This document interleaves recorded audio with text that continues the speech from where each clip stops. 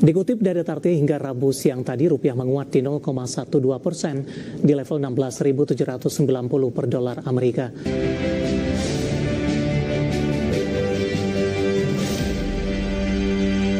Kita beralih ke informasi indikator perdagangan lainnya pemirsa, di mana rupiah berbalik menguat ke level 16.700-an di perdagangan Rabu usai melemah ke atas 16.800-an per dolar Amerika Serikat. Dikutip dari Tarti hingga Rabu siang tadi, rupiah menguat di 0,12% di level 16.790 per dolar Amerika, di mana sebelumnya rupiah dibuka melemah tipis di 0,03% di 16.820 per dolar Amerika dan sempat melemah ke 16.840-an per dolar Amerika.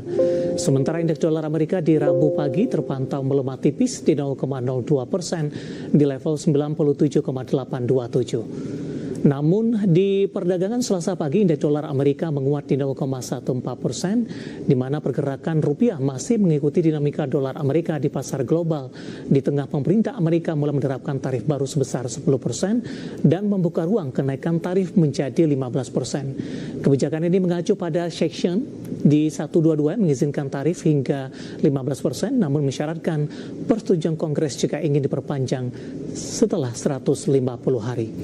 Kita akan coba update seperti apa pergerakan nilai tukar rupiah terhadap sejumlah mata uang utama berikut ini. Dapat Anda saksikan grafis di layar televisi Anda pemirsa. Pergerakan nilai tukar rupiah terhadap dolar Amerika Serikat di 16.781 rupiah. Terhadap euro di 19.824 rupiah. Pound sterling di 22.699 rupiah. Kemudian terhadap yen Jepang di 107,76 rupiah. Informasi komoditas, harga minyak bertahan di dekat level tertinggi 7 bulan didorong kekhawatiran konflik Amerika dan Iran. Harga emas cenderung datar usai melemah di atas 1% di sesi sebelumnya. Sementara harga batubara melemah seiring pergeseran global menuju energi bersih.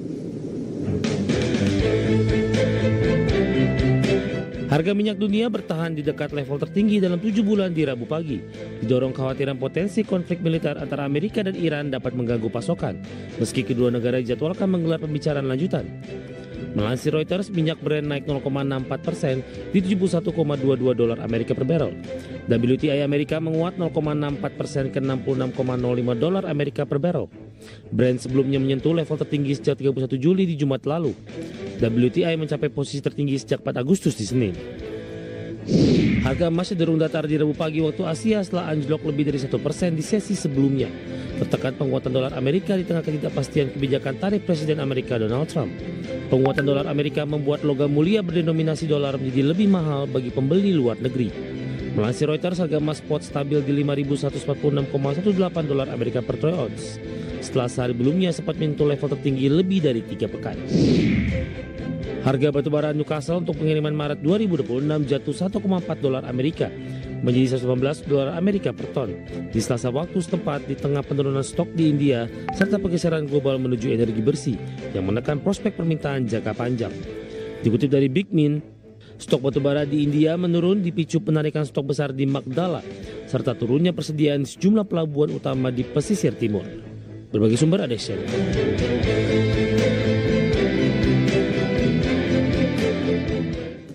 Dan seperti apa update terkini pergerakan harga sejumlah komoditas yang berhasil dihimpun oleh tim redaksi kami sampai dengan sore hari ini waktu Indonesia Barat. Dapat Anda saksikan grafis di layar televisi Anda pemirsa, di mana minyak WTI menguat di 0,55% di level 65,98 dolar Amerika per barrel. Nikel menguat di 0,54% di 18.077 dolar Amerika per metrik ton. Emas juga menguat di 0,71% di level 5.213 dolar Amerika per troy ounce.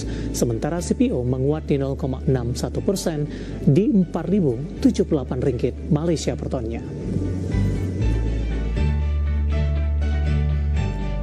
Ke informasi emiten pemirsa, di mana PT Astra Auto Parta BK atau Auto menutup tahun 2025 dengan capaian positif di tengah dinamika industri otomotif nasional. Laba bersih perseroan tercatat di 2,21 triliun rupiah, menguat di 8,4% secara tahunan. Dikutip dari Keterbukaan Informasi Bursa Efek Indonesia, PT Astra Auto Parts Tbk Auto berhasil mencatatkan laba bersih sebesar 2,21 triliun rupiah, meningkat 8,4% year on year dari capaian di 2024 di 2,03 triliun rupiah.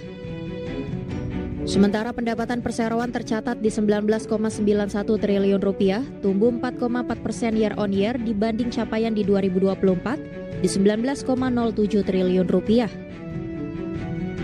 Pendapatan perseroan mayoritas dikontribusi dari segmen manufaktur komponen otomotif di 11,76 triliun rupiah di sepanjang 2025. Selanjutnya, segmen perdagangan yang mencatat pendapatan 9,78 triliun rupiah.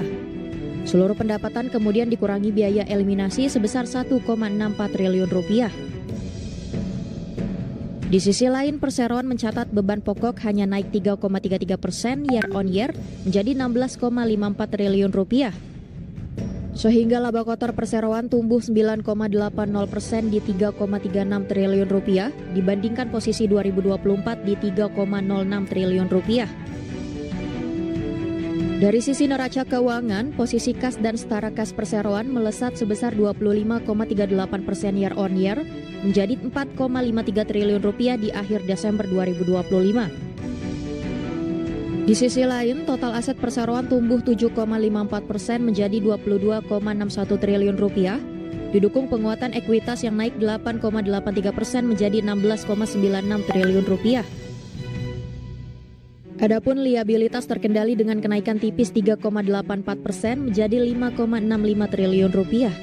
Dari berbagai sumber untuk IDX Channel. Secara teknikal di sepanjang perdagangan hari ini, saham auto dominan bergerak di zona hijau pemirsa, meskipun beberapa menit jelang penutupan penguatannya sudah mulai terbatas.